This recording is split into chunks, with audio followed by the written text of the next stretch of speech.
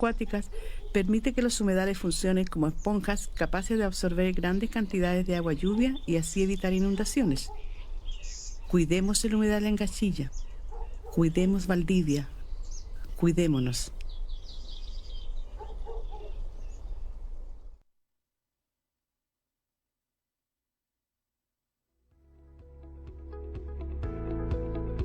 SINDOC, Sindicato de Docentes de la Universidad Austral de Chile, presenta Voces Académicas. Las palabras y los pensamientos que animan la docencia de la UACH llegan a Radio Universidad Austral de Chile en Voces Académicas. Acompáñenos. Buenos días a todos y todas quienes sintonizan la 90.1 Radio UACH.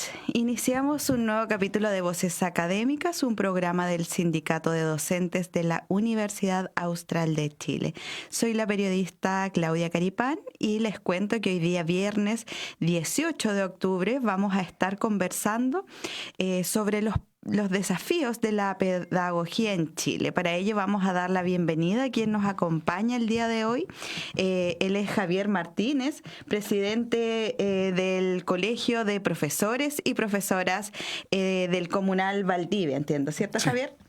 Bienvenido, Javier. ¿Cómo estás hoy día? Cuéntanos. Hoy día corriendo, un poco nostálgico. Hola a todos los que nos están viendo y escuchando en Radio Universidad Austral. Agradeciendo también la invitación y estoy con todas las emociones revueltas por un 18 de octubre. Aparte sí, tenemos una jornada del Día del Profesor y Profesora hoy día también. Así que ahí vamos a ir conversando durante la jornada. Muchas gracias, Javier, por aceptar la invitación de participar en este programa. Entonces, como ya les contaba, el día de hoy vamos a estar conversando sobre los desafíos de la pedagogía en Chile en el contexto del Día del Profesor y la Profesora que se realizó, o sea, que se realiza todos los años el 16 de octubre. Un 16 de octubre, como recién mencionaba, hace 50 años, de 1974, se funda el Colegio de Profesores y Profesoras de Chile. Inicialmente, el Día del Profesor en Chile se estableció el 11 de septiembre de 1967 y se llamó Día del Maestro. En 1974, el gobierno de turno tomó la decisión de cambiar el nombre de la festividad al Día del Profesor y trasladar la fecha de la celebración al 10 de diciembre para conmemorar el día en que la poeta chilena Gabriela Mistral recibió el premio Nobel en 1945. Sin embargo, se decidió posteriormente establecerlo para el 16 de octubre. Ustedes como colegio durante todos estos años, ya 50 años, si no me equivoco, han logrado distintas cosas como el estatuto docente, el bono subvención adicional especial, han dado una lucha por la carrera docente, han hecho reflexiones e incidencias curricular, la lucha por la educación pública, la vida magisterial y algunos otros beneficios que ustedes mismos mencionaban en sus redes sociales. De ahí saco esta información. Entonces, Javier, primero me gustaría pedirte un contexto de cuántas personas reúne el Colegio de Profesores y Profesoras a nivel nacional. No sé si tienen un porcentaje de cuántos representan a nivel comunal, regional. Si nos puedes hacer como un balance ahí para iniciar la conversación, por favor. Vale. Bueno, efectivamente, el 16 de octubre es el Día de los Profesores y Profesoras del país y se hace justamente en coincidencia respecto a la fundación del Magisterio del Colegio de Profesores y Profesoras. Al igual que esta universidad que estamos cumpliendo ahora añitos, ustedes tienen 70, nosotros tenemos 50, sin embargo esa no es una fecha que a nosotros nos llene de orgullo, porque en realidad la fundación del Colegio de Profesoras y Profesores fue una acción atrabiliaria en un momento de gobierno de facto. Teníamos la dictadura, en donde en esa dictadura se apropia, ¿no es cierto?, de todos los bienes e inmuebles que tienen las distintas federaciones de maestros del país. Particularmente en el año 73 estaba el Sindicato Único de Trabajadores de la Educación, que era una organización que también articulaba a los asistentes de la educación, una organización tremenda, de un proceso de discusión unitario que ocurrió en el tiempo de la Unidad Popular. y eso queda caduco, la dictadura se apropia de los materiales inmuebles y se democratiza, y es el último colegio profesional en democratizarse en el año 85, y no es casual, porque los profesores y profesoras hacemos una lucha, ¿no es cierto?, por la reivindicación de la educación pública, estatal, y también por los derechos sociales y la igualdad social, que es un fundamento y principio articulador de la educación.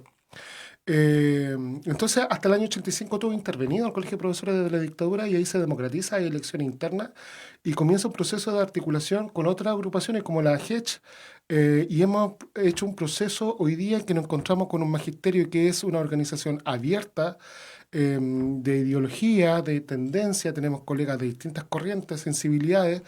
Tenemos alrededor hoy día de 59.000 colegas. Hicimos una reforma estatutaria en donde ahora se llama Colegio de Profesoras y Profesores, en donde la electibilidad tiene que ser paritaria, y la composición electoral, o sea, una vez ya resuelto lo electoral, es paritario también, y que existe un límite para los dirigentes en un determinado nivel. Por ejemplo, yo en este momento estoy cumpliendo ya mi segundo periodo y no podría haber un tercero. Es decir, así vamos colocando coto también a la representación, a la eternización respecto a los dirigentes, y poder generar también otros líderes y lideresas que puedan venir. Actualmente en la región, como somos una región pequeña, tenemos alrededor de 800 colegas colegiados, y en Valdivia somos 380 el último catastro, ¿ya? Pero bueno, eso es como el número, pero el número frío no nos dice mucho, porque hay varios matices que vamos a ir discutiendo, pero Adolfo Sánchez Vázquez, un filósofo español mexicano, hablaba de la potencia activa, de cómo tú podías articularte. Cuando uno llama a movilización, no aparecen los 380, pues aparecen 1.000 colegas. ¿Ya? O aparece todo el magisterio a nivel nacional. Entonces también hay cómo se trasciende, ¿no es cierto?, más allá de los colegas que voluntariamente están asociados al gremio. Javier, ¿cuál es la realidad de los profesores como a nivel comunal, a diferencia de las otras comunas de las otras regiones? Porque si bien lo comparamos aquí, Valdivia es la comuna más grande, capital, entonces no podemos diferenciarlo mucho, pero con otras comunas parecidas, ¿cómo es el trabajo que han podido desarrollar acá en la comuna de Valdivia? ¿Ha sido muy difícil o cuéntanos un poco? Sí, bueno, tremenda pregunta, porque yo vengo de afuera, pues. Yo siempre cuando me ven me preguntan, ¿tú eres valdiviano? No, yo soy como muchos y muchas que conviven al alero de la universidad, que es una universidad que articula también gente de otras provincias, regiones del país. Y en términos laboral, Valdivia es una ciudad muy atractiva, y yo vengo de Osorno, de al lado. Pero claro, vengo con otras realidades. Yo trabajé mucho tiempo en la región de los lagos, llegué a Valdivia, para mí fue un choque en muchas cosas. Porque yo no estaba acostumbrado a una comuna en donde, si bien el ambiente cultural era muy progresista, muy diverso, en términos políticos era muy tradicional, conservador y asociado más bien a sectores de derecha. Y yo ni uno solo, ¿no?, que uno pudiera creer que ahí es, nunca ha gobernado la derecha del regreso a la democracia, Puerto Montt tampoco. Entonces, para mí fue chocante ver el nivel de deterioro de los establecimientos educativos, el nivel de ninguneo que existía con el magisterio, y cómo también el magisterio había perdido incidencia y relevancia en esta comuna. Eso ya generaba un matiz importante. Es decir, aquí yo encontré que el nivel de incentivo a la educación particular subvencionada fue dirigido por acción o omisión, ¿no es cierto?, a través de las políticas municipales. Pero a grandes rasgos tampoco es tanta la diferencia, entendiendo que el sistema educativo municipal colapsó, y eso colapsó ya hace más de 10 años, ¿no es cierto? Justamente una política heredada de la dictadura que nunca se reformuló en democracia, y recién en el gobierno de Michelle Bachelet se opta por darle solución a una demanda también del magisterio, que era la desmunicipalización. El próximo año vamos a pertenecer a una provincia, que es el Servicio Local de Educación de Valdivia, y ahí tenemos nuevos desafíos. ¿Cómo nos articulamos? Ahora vamos a ser 5.000 funcionarios dependientes de servicio, un número no menor. Claro, ahí hay hartos desafíos. Javier, hay demandas que son históricas y que en los últimos días hemos visto que el presidente Gabriel Boric se ha pronunciado respecto a este proyecto de ley de reparación de deuda histórica. ¿Nos podrías contar un poco qué implica este proyecto? Entiendo de que ustedes a nivel nacional se reunieron con el ministro Nicolás Cataldo, quien les explicó qué implicaba este proyecto, y me gustaría saber el parecer del colegio. Entiendo que obviamente posterior, o sea, durante los próximos días van a hacer una consulta, entiendo, pero me gustaría saber qué implica este proyecto, tú si lo consideras positivo, negativo, cuéntame un poco sobre eso. Sí, bueno, relacionado con las preguntas anteriores y respecto a la que estás preguntando ahora, también es importante que quienes nos están escuchando ahora sepan que el Colegio de Profesores y Profesores es el único colegio que tiene representación comunal, es decir, tenemos un regional y tenemos comunas. Uh-huh. En la provincia tenemos 12 comunas y hay colegios en las 11 comunas. Falta una comuna que no está constituido el magisterio. En todas las otras tenemos una capilla, ¿no es cierto? Yeah. Y eso es importante porque cuando uno habla de los otros colegios, bien, sí, tienen su representación, pero no tiene esta articulación con el territorio como la tenemos nosotros. Y eso nos lleva a que tenemos 300 dirigentes a nivel nacionales, regionales y comunales, y existe una diversidad, una diversidad de opinión, tensiones increíbles, pero también atractivas, porque hay democracia deliberativa, hay una democracia asamblearia que tiene el magisterio y hay opiniones diferentes. Recordar que la solución a la deuda histórica tiene que ver también con un compromiso que no solamente suscribió el presidente Gabriel Boric en su proceso de campaña, sino también otras candidatas y candidatos como Eduardo Ortez en su minuto o Yana Proboste, ¿ya? Que fue ministro de Educación y se comprometió con firma, ¿no es cierto?, que una vez siendo electa iba a promover la solución de esta deuda histórica. Bueno, creo que Marco Enrique Minami también. Entonces había una transversalidad de un grupo importante de la política nacional que tenía que dar cuenta de una solución y de un agravio que ocurrió con los profesores y profesoras. Y respecto a cómo ha ido ocurriendo en este gobierno en particular, es de sensaciones muy diversas. Yo he conversado con gente que me dice, bueno, por vez primera tenemos un presidente que está por lo menos colocando un monto sobre la mesa, yendo como a la solución de una reparación de una deuda injusta, pero también tengo la otra percepción de que se ha dilatado en términos de cómo el gobierno le da importancia a un agravio que también tiene que ver con los maestros en su capacidad de haber mermado, ¿no es cierto?, sus condiciones materiales. En los 90 fue una pauperización del trabajo brutal. Uh-huh. En los 80 y los 90, y en este sentido es importante recalcar que es una solución, la deuda en sí es impagable, ningún presidente podría destinar los números del PIB que significa esta deuda injusta. Sin embargo, a mi juicio creo que es un monto muy escueto, que ha sido con mucha interrupción. No vemos todavía el protagonismo del presidente en este caso. Creemos que más bien la traba siempre está en el Ministerio de Hacienda, como los gobiernos de vuelta a la democracia, que ahí están las trabas. Y la propuesta inicial se firmó el año pasado en una movilización que nosotros tuvimos que esperar más de un año para que nos dieran respuesta. Se comprometieron a entregarla el lunes, la entregaron el martes y la entregaron parcial, prometiendo esto entre 4 millones y 5 millones al 100% de los afectados, pero no sabemos en qué periodo, cuál va a ser la proporción, y si viene acompañado de otra política de reparación. Eso se va a ver esta próxima semana, pero la exigencia también a los gobiernos, que particularmente vienen ligados a los movimientos sociales y a los derechos humanos. El ministro Cataldo trabajó en el Colegio de Profesores, fue funcionario. Es por lo menos dar respuesta a esta deuda injusta. Nosotros sabemos que la situación económica no es la mejor, no es la más idónea, pero tampoco podemos avanzar moral y éticamente manteniendo deudas históricas, como la que sufren miles de maestros y maestras en el país. ¿Cuántos profesores aproximadamente son los que se les debería pagar esta deuda? Actualmente tenemos 60.000 colegas que deberían transferirse estos dineros. Han muerto 20.000, eran 80.000 en un inicio.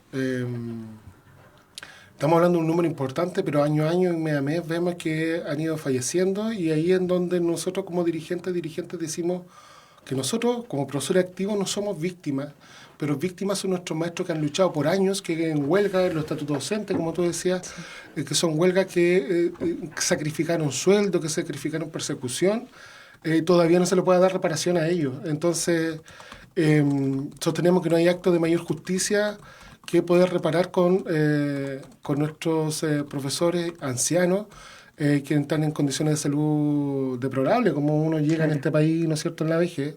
Y debe ser de especial atención al gobierno cumplir con hechos y con palabras, ¿no es cierto? Javier, en esta propuesta se indicaba qué pasaría con estos docentes que ya fallecieron. No. No está considerado dentro de lo que ha sostenido el ministro Cataldo, considerado, y hay varios familiares que me han preguntado, y yo lo entiendo plenamente, pero hoy día la disposición del gobierno no es en dar solución a la gente que falleció, a los profesores y profesores que fallecieron, sino a los que hoy día aún están vivos. Uh-huh. Y este monto que dices tú, ¿se pagaría en una cuota o en distintas cuotas? ¿Le han dicho algo sobre eso? Ya el ministro Cataldo no ha sido específico en ello. Esa propuesta la quiere presentar la próxima semana.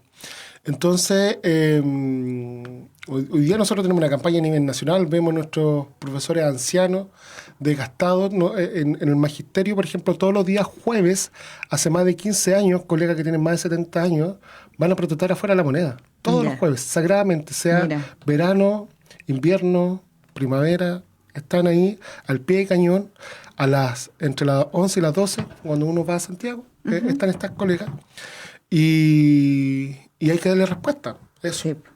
No, todavía esas preguntas que tú me generas y que mucha gente se está preguntando, todavía no están resueltas. Ya. Está en proceso, entonces todavía todo este tema. Claro, se comprometieron la próxima semana. Ya, perfecto. Muchas gracias. Javier, durante este año han habido hartas movilizaciones. En Atacama creo que se realizó una movilización súper grande respecto a los SLEP, los Servicios Locales de Educación Pública. Estos, para contextualizar a los auditores y auditoras, se crearon en el 2017 en el marco de la nueva educación pública, y esta norma, entre otras cosas, busca reemplazar a las municipalidades como organismos responsables de los establecimientos educacionales, es decir, la desmunicipalización de la educación, que es una demanda que viene desde hace muchos años, desde los distintos gremios de educación. Las y los estudiantes también vienen pidiendo la desmunicipalización de la educación, pero me gustaría saber cuál es la postura del colegio respecto a esto, porque de repente uno piensa que si bien es una respuesta a la desmunicipalización, de repente hay cosas que no están del todo bien o falta por arreglar, no sé. Entonces, cuéntame un poco cuál es la postura del colegio respecto a esto.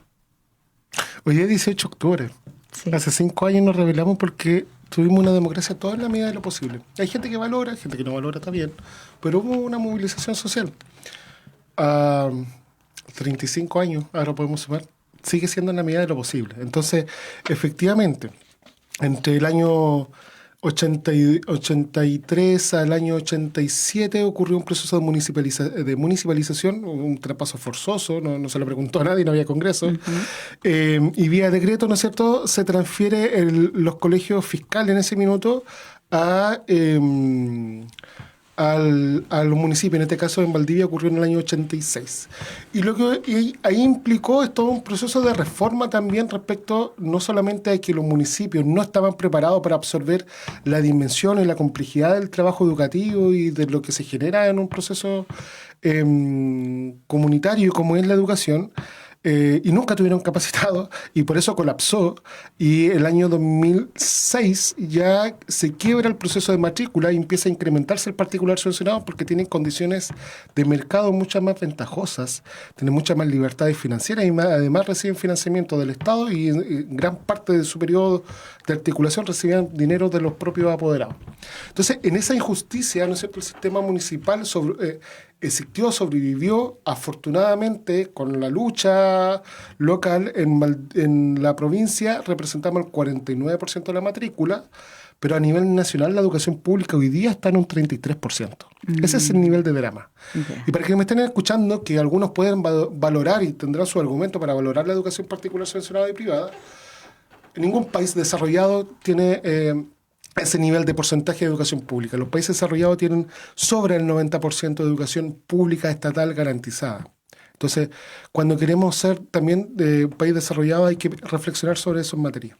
Y respecto al SLEP, que es el servicio local, surge dentro de un contexto del segundo gobierno de Michelle Bachelet, y como te digo, en la frase, en la medida de lo posible. Entonces, ocurre el proceso de desmunicipalización, se despolitiza porque los alcaldes de una corriente, imagínate, tenemos 360 y tantas comunas, existían 360 y tantos empleadores de distintas corrientes que encima tenían proceso de electibilidad cada 4 años y podían cambiar su dinámica. El proceso más grotesco lo recibimos en Mafil y en Valdivia, en donde hubieron alcaldes que no se interesaron mucho por la educación. Hasta, bueno, este último periodo que por lo menos han estado inyectando recursos. Y el SLEP tiene un problema de base que, si bien no despolitiza, se coloca un servicio asociado a una dirección de educación pública, por tanto ya no estamos a merced del alcalde o alcaldesa de turno. Tiene un problema que el sistema de financiamiento y las atribuciones son las mismas que te permiten la Constitución y la Ley General. Es decir, subvención por voucher, cosa que no existe en muchas partes del mundo, ¿no es cierto? Y la posibilidad de abrir y cerrar establecimientos. Y en ese drama nosotros nos vemos que sea una gran política respecto a la recuperación de la educación pública, que es el gran anhelo que tienen los estudiantes y los profesores y profesoras y asistentes de la educación y las familias en Chile. Uh-huh. Perfecto, entonces esa es la postura respecto al SLEP. Javier, estaba viendo en la página web del Colegio de Profesores de que el otro día realizaron una caminata desde Santiago a Valparaíso con el motivo de exigir que el Parlamento apruebe la modificación de la Ley de Convivencia Escolar.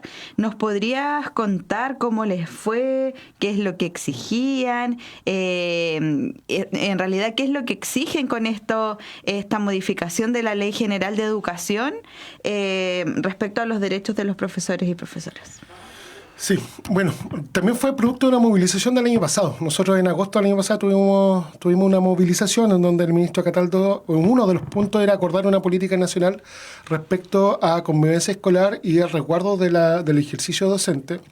Hoy día los problemas de degradación social que tenemos, ¿no es cierto?, de empatía, de problemática que vemos en el mundo activamente, también se ven reflejados en la escuela, pero si las escuelas son unos pequeños países donde también tenemos la diversidad ahí, y efectivamente hoy día los niveles de agresión han ido aumentando, han ido afectando a trabajadores y trabajadoras de la educación, y se inserta un proyecto que busca reformular la política de convivencia nacional en educación y que también estarían afectos los particulares subvencionados. Y lamentablemente en este Parlamento que hoy día tenemos, que también es bien decimonónico en el sentido de la lógica parlamentarista, que tienen como otros intereses que no están discutiendo de repente, o no todos están interesados en solucionar los problemas por los cuales fueron electos. Hubo un grupo que estaba oponiéndose a esta ley porque iba justamente a colocarle reglas a los particulares subvencionados. Y se hicieron algunas movilizaciones. Este año se hizo una movilización nacional y después se hizo una movilización con dirigentes para presionar a los parlamentarios, que es el lugar más degradado hoy día de la política a nivel nacional, para que pudieran aprobar, y a partir de justamente de esta acción del magisterio se pudo aprobar porque el gobierno por sí solo no tenía la fuerza. Yeah. Entonces nosotros tuvimos que convencer a nuestros diputados y diputadas que son de otros sectores y sensibilidades políticas y entender que esto no es una trinchera y esto es una necesidad y una urgencia de poder resguardar que la superintendencia está no solamente para brindar, ¿no es cierto?, la protección a las familias y a los niños y a las niñas que corresponde, sino también a los trabajadores de la educación y por tanto esta ley busca poder establecer un cargo de convivencia con 44 horas de exclusividad en algunos sectores de sociedad, pero no es una regla general, por tanto no está en la ley.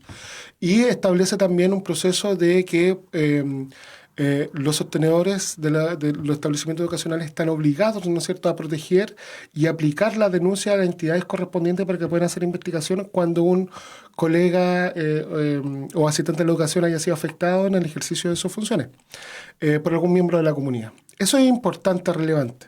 Sin embargo, también tenemos el matiz, que es una ley mínima que viene como a regularizar lo más básico de lo básico, el ejercicio, ¿no es cierto?, en condiciones idóneas, pero nuestra gran lucha tiene que ir por mejorar significativamente las condiciones de trabajo, y en esto no se expresa mucho la ley. Ahora esperamos que avance en el Senado, tenemos un poco más de esperanza, que hay un poco más de altura en ocasiones que se destaca el Senado, esperemos que esté a la altura y que no necesita nuestra movilización.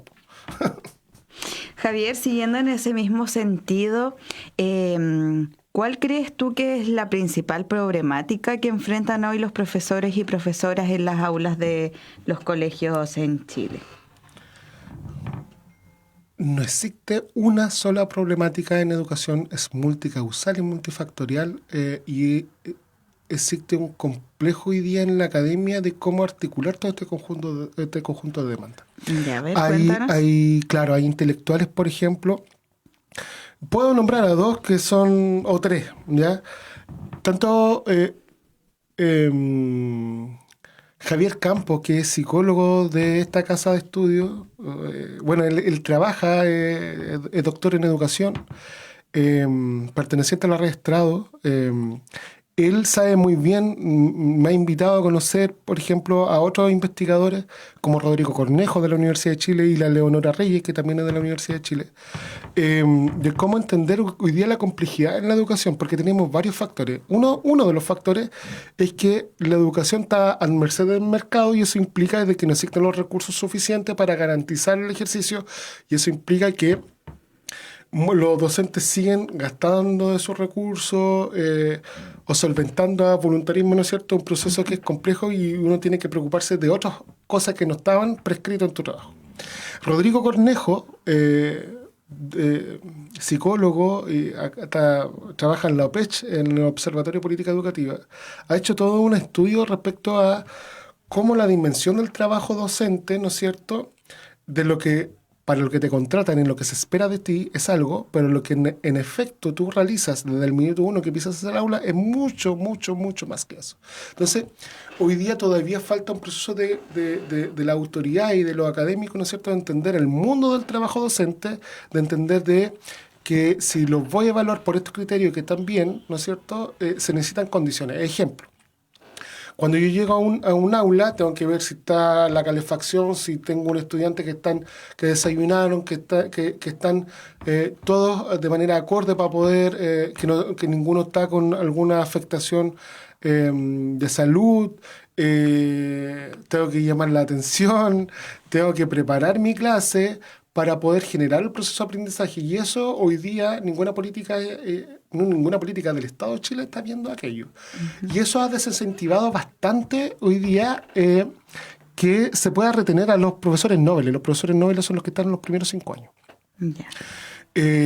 Y se supuso que la carrera docente, que incrementó significativamente los sueldos, un 30%, un 40% aumentaron los sueldos de los profesores, ya no somos la profesión más mal pagada, iba a generar, por ejemplo, esta retención en los docentes. Eso no ocurrió.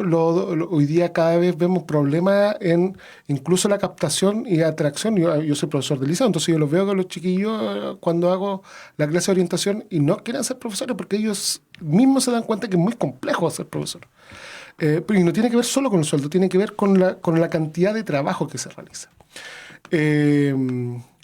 Y por último, la Leo Reyes, junto con otros especialistas, ¿no es cierto?, estudian las políticas las políticas institucionales que se han desarrollado sobre el docente efectivo, sobre una política del management, de toda una política gerencial de la educación, y que nos ha ido afectando también en la profesionalización de nuestra labor. Entonces, hoy día lo que afecta a los colegas es un tema que te da para hablar en un especial del programa. Javier, leía una noticia que hace algunos días por primera vez en Chile condenaron a un alumno por agredir a un profesor.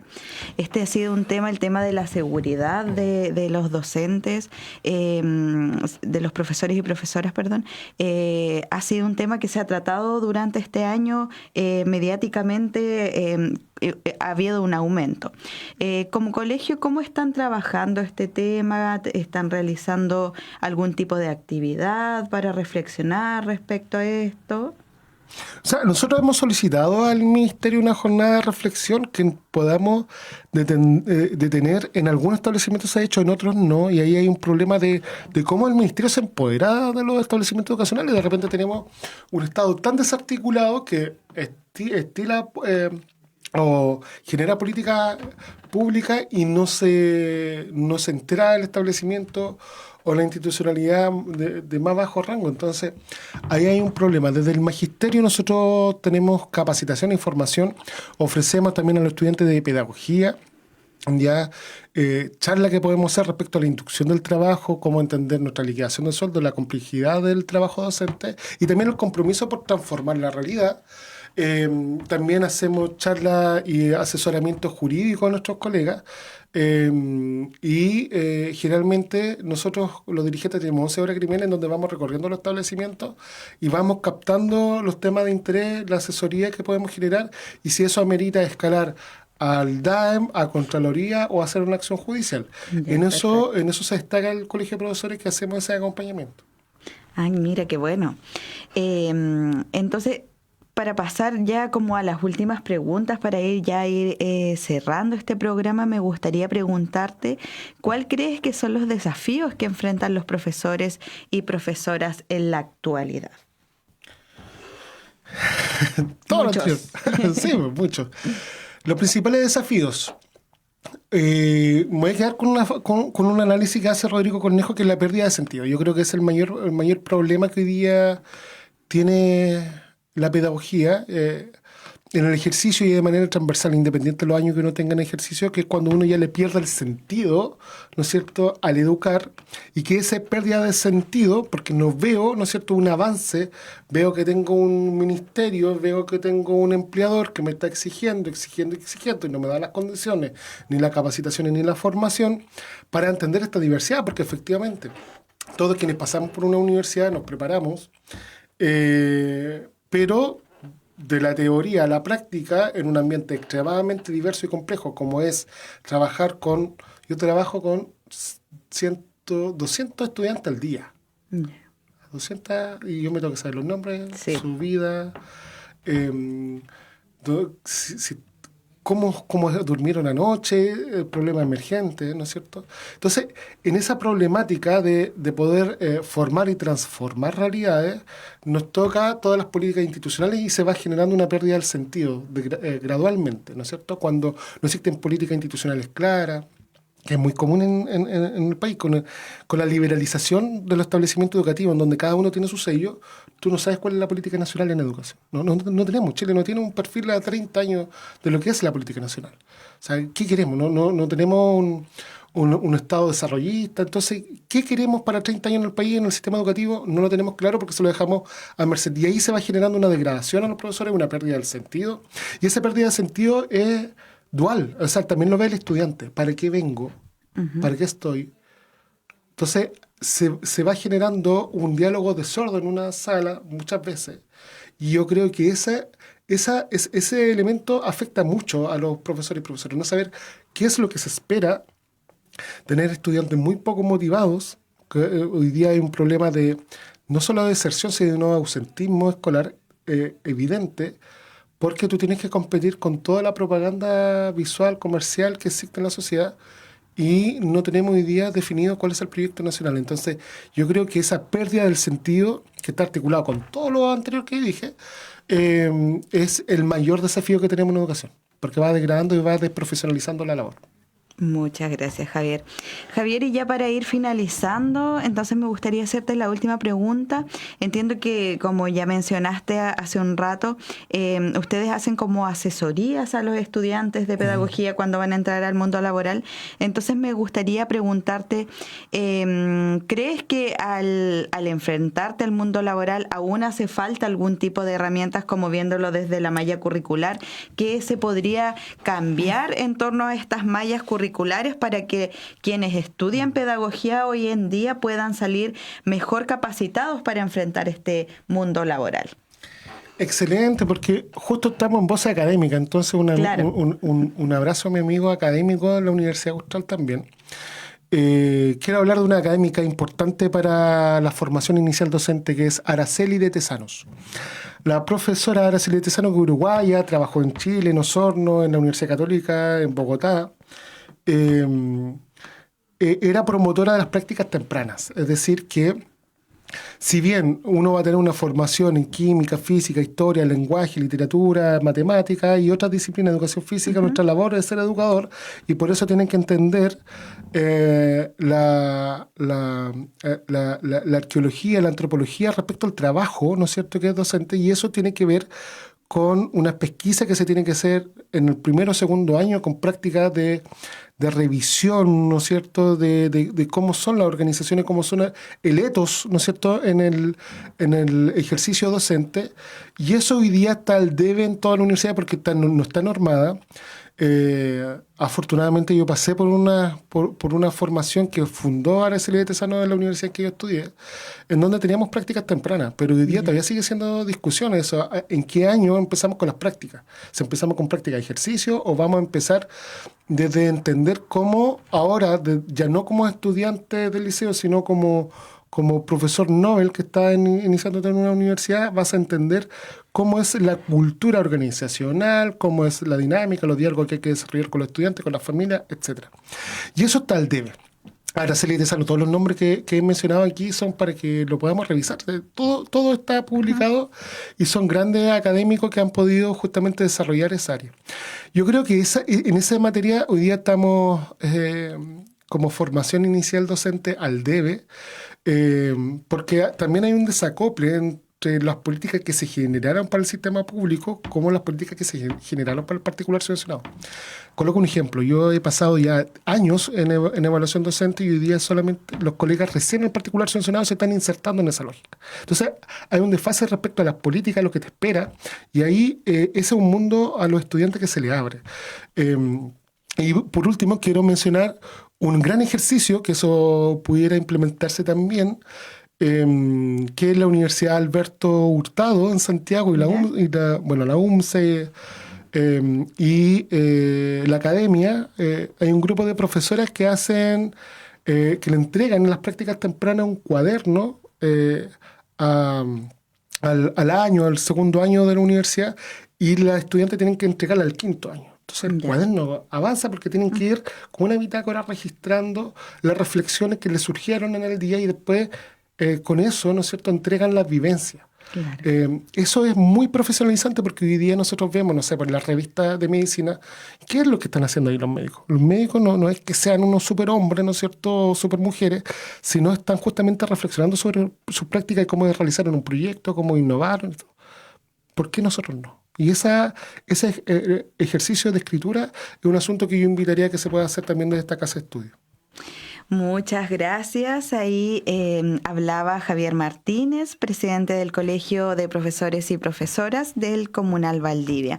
A los socios y socias del Sindicato de Docentes de la Universidad Austral de Chile, antes de finalizar este programa, les informamos que según lo acordado en la asamblea realizada el miércoles 9 de octubre, nuestro asesor jurídico Camilo Jara se encuentra en conversaciones con el representante jurídico de la UACH, abogado Sergio Valenzuela, Cámara para redactar de forma definitiva la propuesta subsidiaria que será votada por los socios y socias de este sindicato. Una vez que la universidad presente por escrito esta nueva propuesta, realizaremos una asamblea explicativa para posterior a eso votar si aceptan o rechazan. Por lo que las invitamos y los invitamos a quedar atentos y atentas a la información que enviaremos en los próximos días.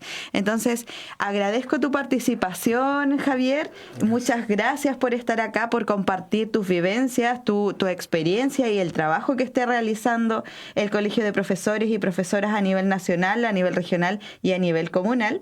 Y esperamos vernos en una próxima ocasión. Las y los invitamos a seguir las redes sociales del SINDOC como SINDOC Watch. Y cuéntame, Javier. Sí, aviso, ¿no? Si estudiantes nos quieren contactar para alguna charla, nosotros tenemos un departamento de profesoras y profesores nobles, lo dirige la colega Daniela Figueroa, que salió de esta casa de estudio, y para contactarnos es Comunal Valdivia Colegio de Profes, @gmail.com. Ahí nos pueden contactar si quieren que podemos ir a su carrera a dar alguna charla. Eso. Muchas gracias, Javier. Entonces así finalizamos un nuevo capítulo de Voces Académicas y nos estamos viendo el próximo viernes. Chao, chao. Muchas gracias por su atención. Voces Académicas, un programa del Sindicato de Docentes de la Universidad Austral de Chile.